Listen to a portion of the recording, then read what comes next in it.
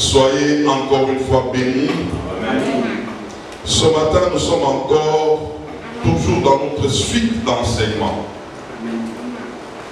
Nous sommes dans ce grand thème vivre dans un nouveau départ et nous parlons étant en Christ. Et aujourd'hui, nous voulons dire en Christ, nous sommes guéris de toutes les maladies. En Christ, nous sommes guéris de toutes les maladies. Aïe, aïe, aïe, aïe. J'ai dit, en Christ, tu n'as pas droit aux maladies. Amen. Et nous allons comprendre, je vais donner un enseignement. Je me suis battu avec ça parce que c'est quelque chose que je pouvais le faire même dans une semaine. Mais aujourd'hui, je veux communiquer quelque chose qui va nous aider à comprendre. Vous savez, dans le royaume de Dieu, il ne suffit pas d'écouter seulement, mais il faut comprendre. Quelqu'un qui comprend, il est éclairé, et quelqu'un qui est éclairé, il est déjà exaucé. Amen. J'ai quelques passages qui vont nous aider, et comme je l'ai dit dimanche passé, nous allons prendre du temps, nous allons écouter le passage, et nous allons comprendre la parole de Dieu par la grâce du Saint-Esprit au milieu de nous, et Dieu va nous aider à cela. Nous prenons le premier passage dans Psaume 103 et le verset 3. 103, verset 3, pouvons aller de 3 à 5. Le psaume 103, verset 3 à 5. Et nous allons faire la lecture. La Bible déclare: celui qui nous pardonne toutes nos iniquités, qui guérit toutes tes maladies, celui qui te délivre, qui délivre ta vie de la fosse, qui te couronne de bonté et de miséricorde, celui qui te rassasie de bien ta vieillesse, qui te fait rajeunir comme l'aigle. Amen. Amen. Nous prenons Ésaïe 33, verset 24. Ésaïe 33, le verset 24. Nous lisons: aucun habitant ne dit je suis malade. Je reprends ça. Aucun habitant ne dit je suis malade. Le peuple de Jérusalem reçoit le pardon de ses iniquités. Qui est pardonné ici? Et donc ici on nous dit celui qui est pardonné, il ne doit pas dire qu'il est malade. On va comprendre aujourd'hui. Dieu est très bon. Luc chapitre 13, verset 10 à 13, et puis le verset 18. Luc chapitre 13, commençons à partir du verset 10 jusqu'à 13 et puis le verset 18. Jésus enseignait dans une des synagogues le jour de sabbat. Et voici, il y avait là une femme possédée d'un esprit qui la rendait infirme depuis 18 ans. Elle était courbée et ne pouvait pas du tout se redresser. Lorsqu'il la vit, Jésus lui adressa la parole et lui dit: femme, tu es délivrée de ton infirmité. Et il lui imposa le main. À l'instant, elle se redressa et glorifia Dieu. Nous prenons le verset 16. 16 au lieu de verset 18. C'est le verset 16. Et cette femme qui est une femme d'Abraham, et que Satan tenait liée depuis 18 ans, ne fallait-il pas la délivrer de cette chaîne les jours du sabbat? Satan l'a liée pendant combien de temps? 18 ans. Soulignez bien ça. Et enfin, nous prenons Jean chapitre 10 et le verset 10. Jean chapitre 10 Et le verset combien? Verset 10. Les voleurs ne viennent que pour dérober, égorger et détruire. Moi, je suis venu afin que les brebis aient la vie et qu'elles soient dans l'abondance. Amen. Le dimanche passé, nous avions vu qu'en Christ, nous sommes pardonnés de tous nos péchés. Et ce pardon est réel. C'est même pourquoi j'ai posé la question ici. Qui croit au pardon de Dieu? Nous avons levé nos mains pour dire Dieu nous a réellement pardonnés. Et le pardon de Dieu, nous les recevons par la foi. C'est que tu crois en toi que Dieu t'a pardonné. Et tu réalises que tu n'es plus sous le poids du péché, mais tu es libéré de ce péché-là. Est-ce que cela est écrit quelque part en toi, que tu es pardonné de tous tes péchés? Est-ce que c'est quelque chose de visible où on peut te montrer en disant, regarde là, ça montre que tu es pardonné? Et nous sommes pardonnés et nous croyons par la foi. Suivez-moi très bien. Par la foi, nous croyons que nous n'avons plus de condamnation parce que nous sommes en Christ. Selon Romains chapitre 8, verset 1. Plus de condamnation pour ceux qui sont en Christ. Je crois que parce que j'ai été pardonné, il n'y a plus de condamnation. Colossiens chapitre 2, verset 14. On dit, il a effacé l'acte dont les ordonnances nous condamnaient et qui subsistait contre nous. Il a détruit en les clouant à la croix. Nous croyons. Nous croyons à cela. Que à la croix, Jésus a effacé l'acte dont les ordonnances nous condamnaient parce qu'il nous a pardonné. Nous croyons. Et dimanche, nous avions donné encore un verset en Psaume 130, le verset 4, où nous avions lu en disant, le pardon est avec Dieu afin que les hommes les craignent.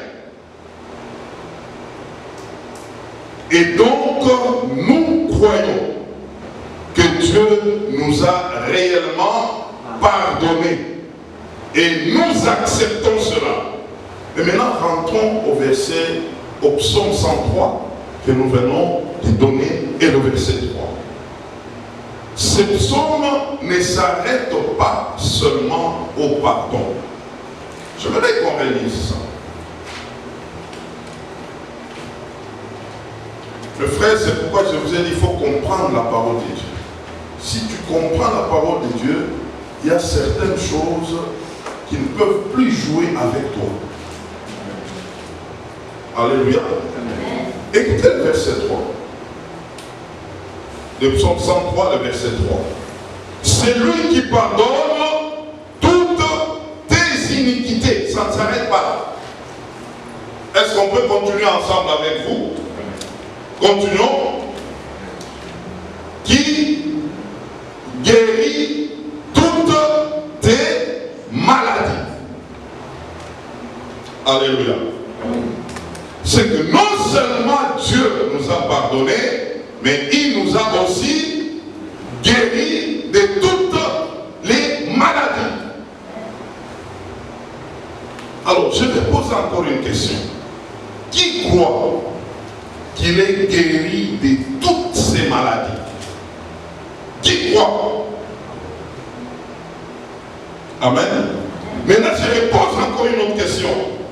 Mais pourquoi tu tombes malade? Et pourquoi tu dis que je suis malade?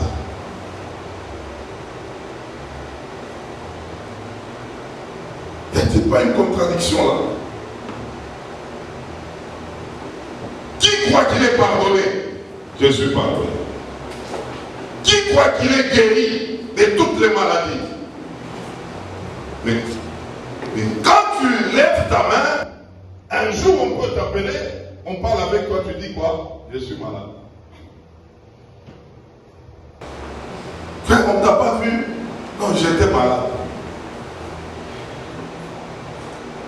Donc ça veut dire que même les pardons là, on peut le mettre en doute. Que ce qui nous a vraiment pardonné, parce que ici en ce qui concerne la maladie, il y a des gens qui, croyant et disant qu'ils sont pardonnés, mais ils continuent à tomber malades, à déclarer même qu'ils sont malades. Et ça, je parle des enfants de Dieu. Il y a même d'autres, ils appellent maladie, ma maladie. Il connaît même sa maladie. Il peut même nommer cette maladie. Et donc, nous voulons comprendre ce matin que le même Dieu qui nous a pardonné, c'est le même Dieu qui nous a guéris. Comme le pardon est un acquis, c'est que la guérison est aussi un acquis. Comprenons bien les choses. Alors, on va avancer. Au verset 4, la Bible est en train de nous amener à comprendre que Dieu nous a même libérés de la mort. Et Dieu continue, au verset 5, de nous combler de bonheur et la longévité jusqu'à notre vieillesse.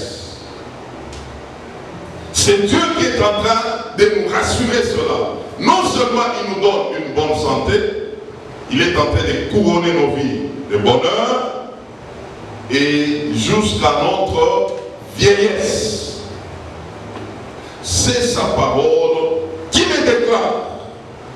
C'est pourquoi avec Ésaïe 33 que nous avons lu, verset 24, il nous dit qu'aucun habitant ne dit je suis malade. Dieu t'interdit de dire que tu es malade. Pourquoi? Parce que c'est un problème déjà résolu. Ah, je n'entends pas ton entraînement. La maladie, c'est un problème déjà résolu.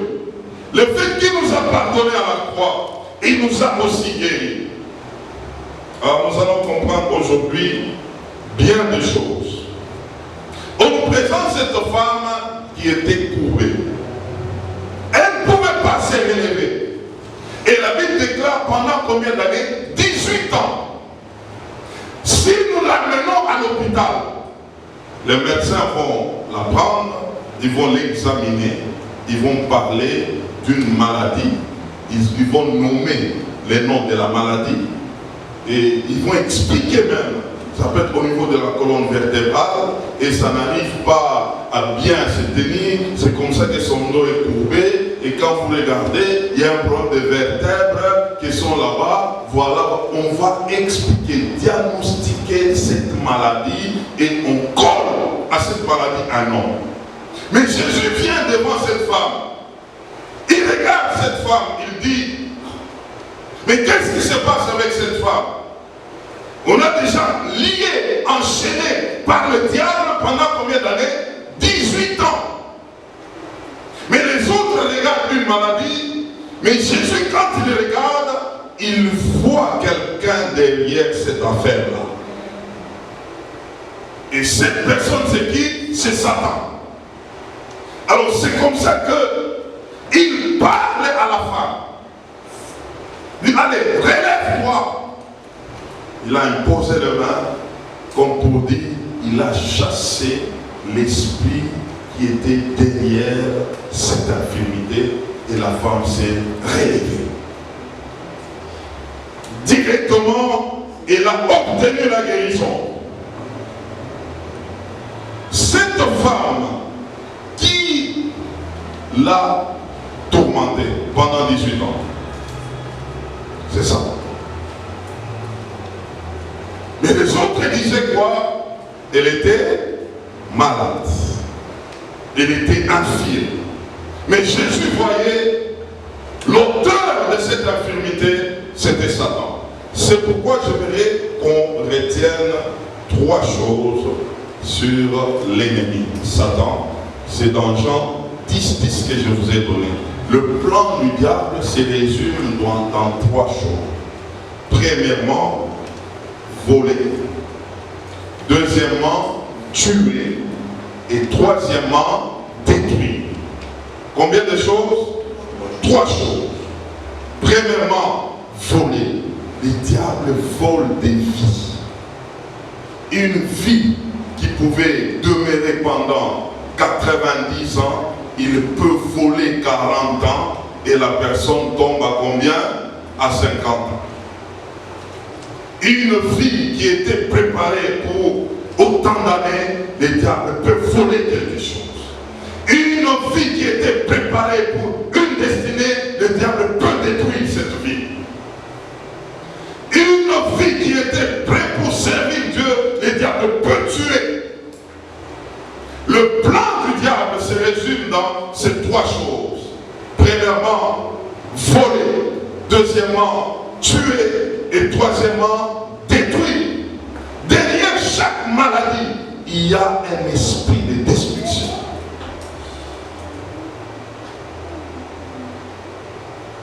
Et si nous comprenons ces choses, nous n'allons pas céder. À n'importe quel moment, lorsque tu sens qu'il y a comme une attaque de maladie, il faut te mettre en tête que derrière ça, il y a un objectif, soit de faire quoi? De voler, soit de faire quoi? De tuer, soit de faire quoi? De détruire. Combien de choses? 3 choses. Et j'aimerais vous donner aussi 4 choses qui concernent notre Dieu. Et ça, j'aimerais que tu retiennes. Beaucoup de gens ont des informations sur Satan, mais ils n'ont pas des informations sur Dieu. La première des choses avec Dieu, il n'y a personne sur la terre qui peut t'aimer plus que Dieu. Retiens ça. Dieu est amour.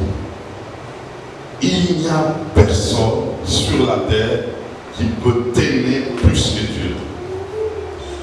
Même pas ton père, même pas ta femme, même pas ton mari, personne sur la terre ne peut t'aimer plus que Dieu. Il n'existe pas. Romains chapitre 5, versets 5 à 8. Cela nous renseigne que l'amour de Dieu est répandu dans nos cœurs par le Saint-Esprit. Dieu nous a aimés avant que nous puissions les connaître. Vous savez, il y a des gens qui écrivent, ils peuvent écrire même sur leurs enfants, ils peuvent écrire sur leur mari, ils écrivent, ils disent amour inconditionnel. J'aimerais te dire que c'est faux. Il n'y a pas d'amour inconditionnel pour les hommes. Il y a une condition, frère. Il y a quelque chose qui te lie. Soit c'est ton enfant, c'est pourquoi tu parles de l'amour inconditionnel, soit c'est ton mari. L'amour inconditionnel n'est qu'en Dieu. Parce qu'il t'a aimé avant que tu puisses le connaître. Qu'est-ce que tu avais donné en retour pour que tu puisses mériter un tel amour? Dieu t'a aimé lorsque tu étais encore pécheur. C'est ça l'amour inconditionnel. Mais en ce qui nous concerne, il y a quelque chose qui nous lie. Et c'est ça la chose qui détermine cet amour. Mais Dieu n'avait aucune chose qui pouvait les lier avec nous. Parce que quelqu'un pouvait t'aimer pendant que tu ne les connaissais même pas. Et donc, retenez la première des choses avec Dieu, c'est quoi? Dieu est amour. Dieu nous aime. Dieu t'aime. Plus que quiconque ici sur la terre. Ça, c'est la première des choses. Plus que même ton père. Plus que ta soeur. Plus que ton frère. Plus que ta femme. Plus que ton mari. Dieu t'aime. La deuxième des choses que nous devons retenir avec le Seigneur, Jérémie chapitre 29, verset 11. Dieu a un projet de paix paix et de bonheur pour toi. Jérémie chapitre 29 verset 11. Dieu a un plan de paix et de bonheur. Quand tu regardes ce Dieu qui t'aime, et derrière cet amour, il y a un plan de paix et de bonheur. Je connais le projet que j'ai formé sur vous, projet de paix et non de malheur, pour vous donner un avenir et de l'espérance. Ça, c'est la deuxième des choses que nous devons retenir de qui? De notre Dieu.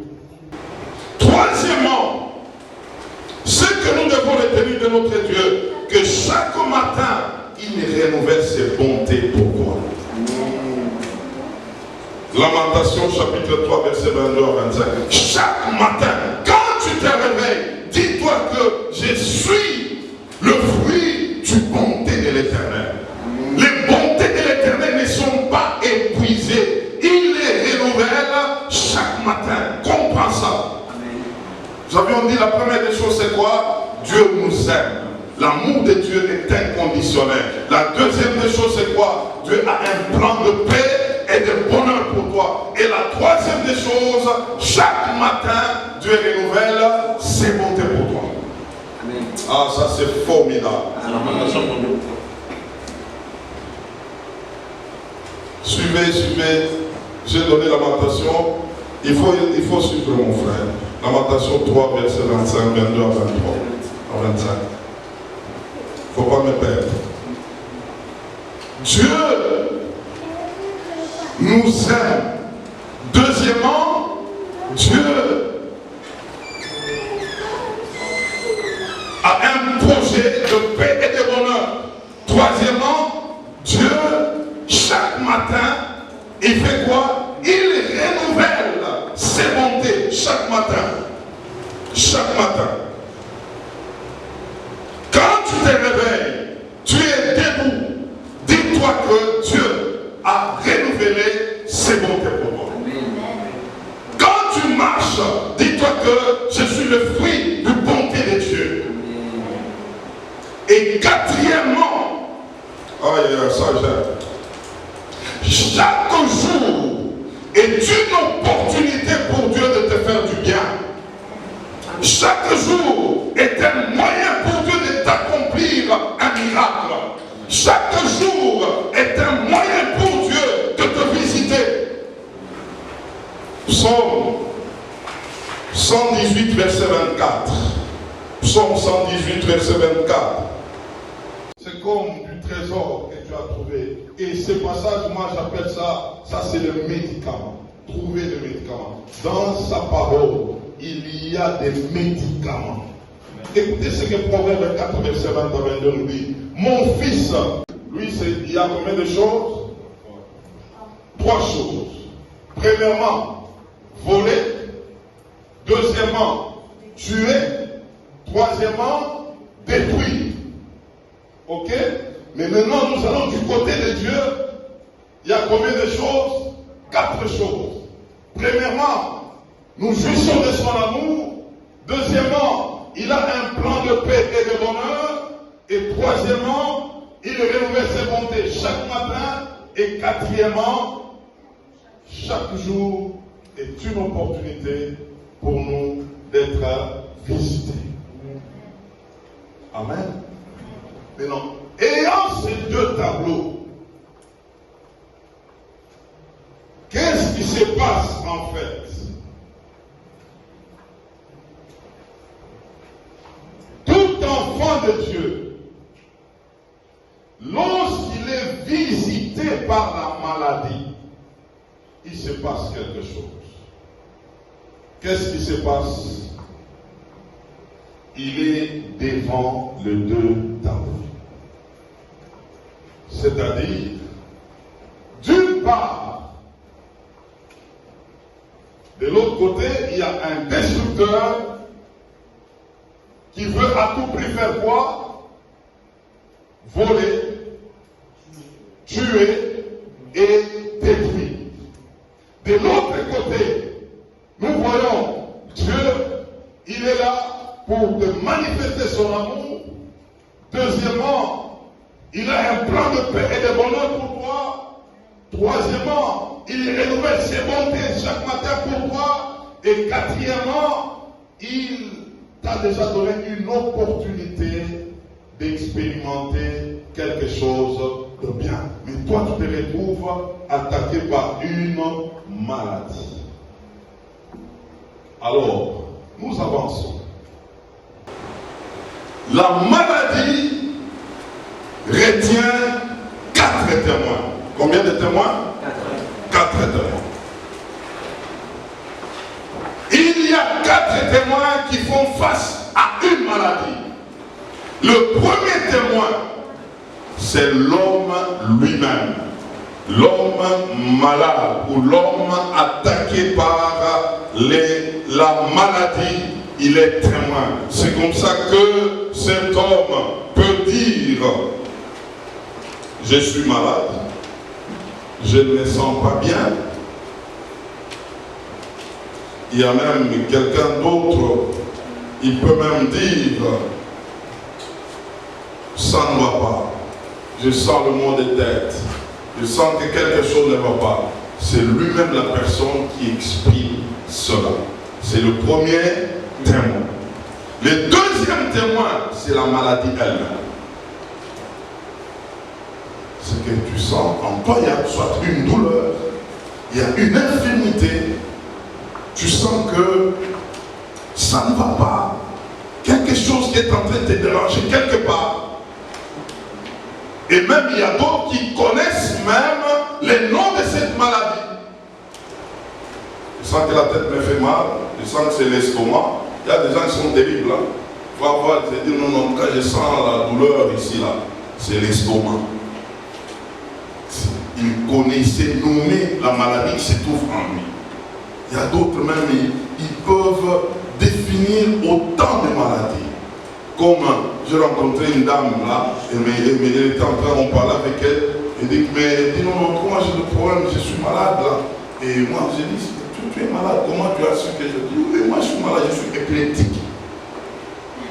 Elle est contente là, elle m'explique: moi je prends les médicaments. Je dis: comment tu peux parler d'une si maudite maladie comme ça? Et tu es en train de dire: moi c'est l'épilepsie. Il y a des gens comme ça, ils ont déjà identifié le nom de leur maladie et ils savent qu'ils portent cette maladie. Donc la maladie est installée en lui. Troisième témoin, c'est la parole de Dieu. La parole de Dieu est témoin parce que cette parole donne un message par rapport aux maladies. Ésaïe chapitre 53, verset 3, 4 à 5. Il y a un message qui nous est donné, disant qu'il s'est chargé de nos maladies, il s'est chargé de nos infirmités. Le châtiment qui pesait sur lui, ce châtiment a ôté les maladies, ce châtiment a ôté les douleurs. C'est un message qui est témoin vis-à-vis d'une personne, vis-à-vis de la douleur que la personne peut porter, et la parole de Dieu vient comme témoin. 1 Pierre chapitre 2 verset 24, c'est encore un message, un témoin. Il dit que par les maîtres de Jésus, vous avez été guéris, déjà guéris, c'est au passé. C'est un témoin. Mais pendant que nous avons ce troisième témoin, nous voyons que la personne elle-même, elle s'est dit malade. Il y a la maladie elle-même qui témoigne et il y a la parole qui témoigne aussi les contraires et de la personne et de la maladie. Quatrième témoin, c'est le diable, Satan. Maintenant, lui, il arrive, qu'est-ce qu'il dit? Il met des doutes. Il s'adresse à tes pensées. Il te donne des paroles, des pensées négatives. Regarde, cette maladie ici tue beaucoup de gens. Et d'ailleurs là, il faut déjà commencer à te préparer. Là, ça ne tiendra pas. Et la personne peut commencer déjà à s'affaisser parce qu'elle reçoit un message contraire. Alors, devant la situation d'une maladie, nous ferons toujours face à ces 4 témoins. Avant cela, nous avions présenté le tableau de Satan et le tableau de qui? De Dieu. 3 points de Satan, 4 points de Dieu, et devant la maladie, que faire?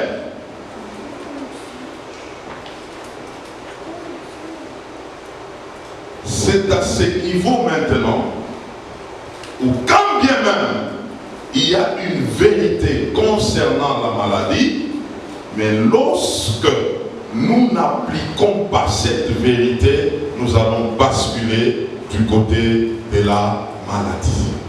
C'est à ce niveau où il y a des enfants de Dieu, étant enfants de Dieu, mais malades.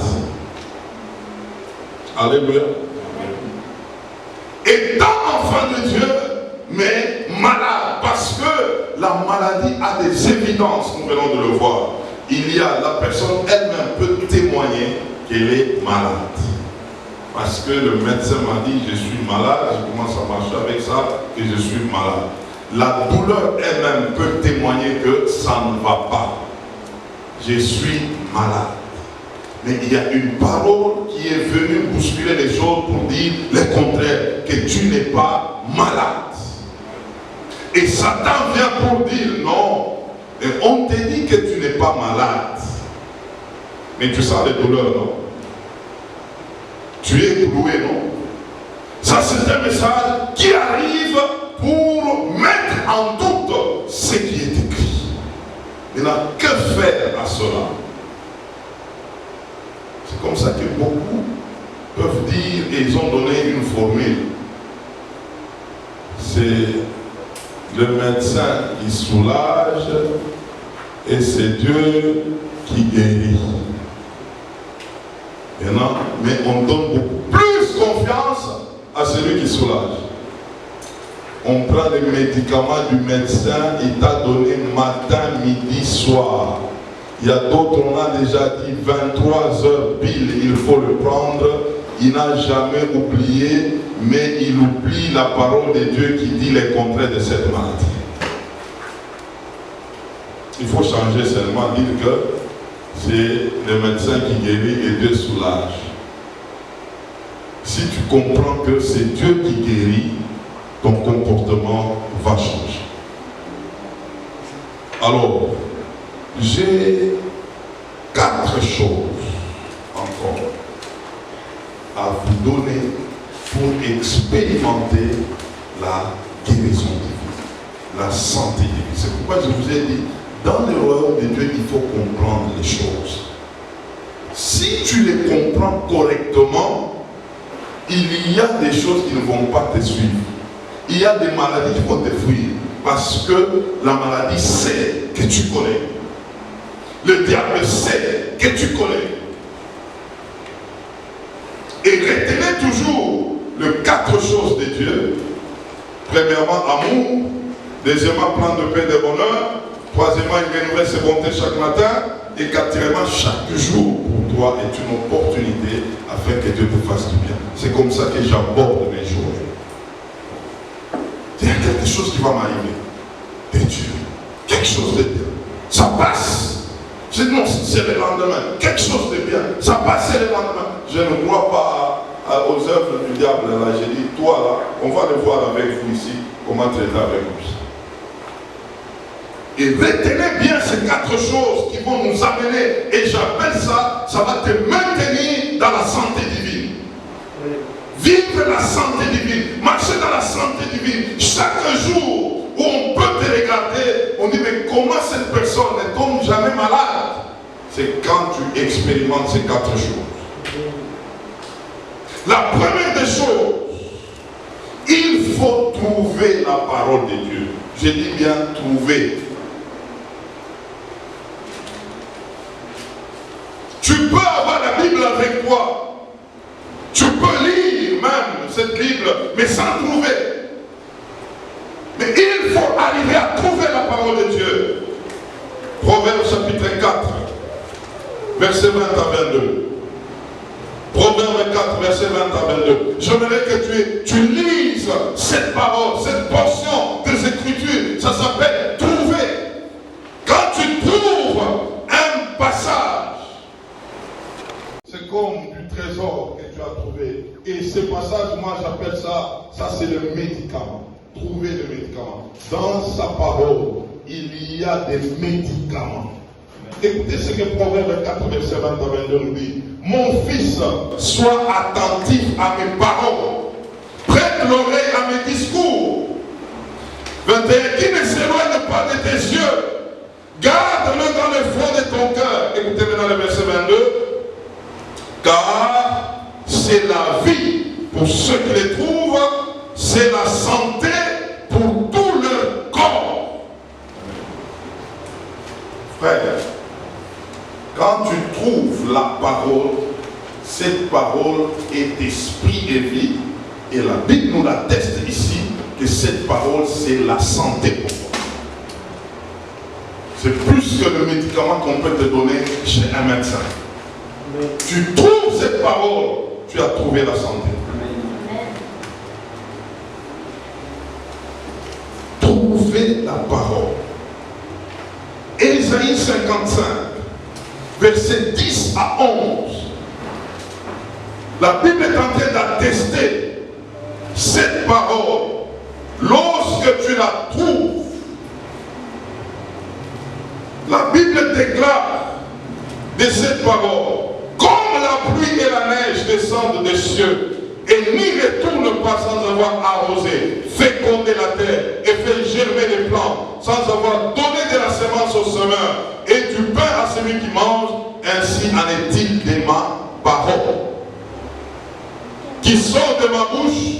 Elle ne retourne point à moi sans effet, sans avoir exécuté ma volonté et accomplir mes desseins.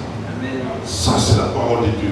Lorsque tu trouves une telle parole concernant ta santé, cette parole ne peut que exécuter la santé.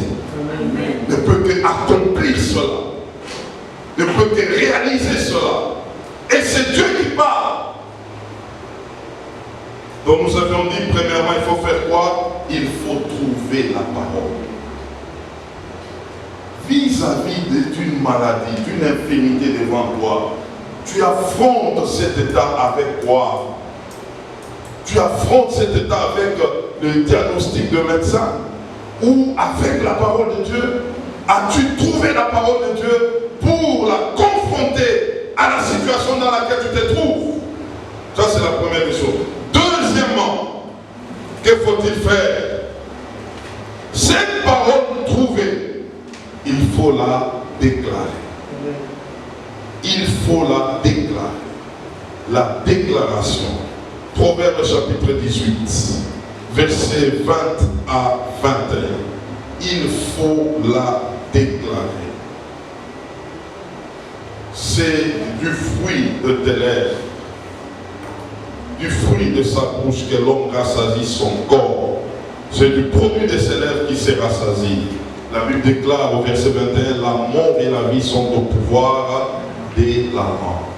Et celui qui en veut en mangera le fruit. Proverbe chapitre 18, verset 20 à 21. La parole trouvée qui te dit que tu as la santé. La parole trouvée qui te dit que plus de maladies en toi, c'est cette parole qu'il faut déclarer. La déclaration ici, c'est une façon de se nourrir de cette parole. Tu es en train de nourrir ton corps. Tu es en train de donner, d'administrer le médicament de la guérison à ton corps. C'est le fait que tu es en train de déclarer, de proclamer cette parole. Apocalypse 12 au verset 11 nous dit, ils l'ont vaincu à cause du sang de l'agneau et de la parole de leur témoignage. Il faut déclarer afin de vaincre les maladies. Déclare ce que dit la parole et non pas ce que tu sens. Déclare déclare ce que dit la parole et non pas ce que tu sens. Amen. Tu verras que ce qui était là comme douleur, confronté à ta déclaration, va disparaître. Amen. Ça va disparaître. La parole de Dieu est puissante. La parole de Dieu est le vrai. Troisièmement, nous avançons là. Il faut vivre selon ce que nous avons déclaré. Vivre selon ce que tu as déclaré. Nous rejoignons Ésaïe 33, verset 24. Que personne ne dise « Je suis malade ». Il ne faut plus déclarer cela. Déclare ce que tu es en train de vivre maintenant. C'est quoi? C'est la santé. Déclare ce que, vis selon ce que tu as déclaré. Vis selon ce que tu as déclaré. Tu as fait une déclaration que tu es guéri. Tu as la bonne santé, mais quelqu'un t'appelle, te dit comment tu vas? Ah non, je suis malade. Tu as contredit les choses et ça ne marche pas comme ça. C'est pourquoi quand quelqu'un commence à comprendre le royaume de Dieu, il fera toujours attention à ses déclarations. Tu as compris que Dieu, c'est lui qui t'a guéri. Tu as trouvé cette parole. Et deuxièmement, tu as commencé à déclarer cette parole. Troisièmement, il faut faire quoi? Il faut vivre selon cette parole. Il faut vivre selon cette parole. C'est que tu commences à proclamer que je suis déjà guéri. Dans ma bouche, il n'y a pas une parole de maladie. Dans ma bouche, je proclame toujours que je suis guéri, je suis en bonne santé. Donc tu es en train d'amener à l'existence cette parole. Et quatrièmement, enfin, que faut-il faire ici?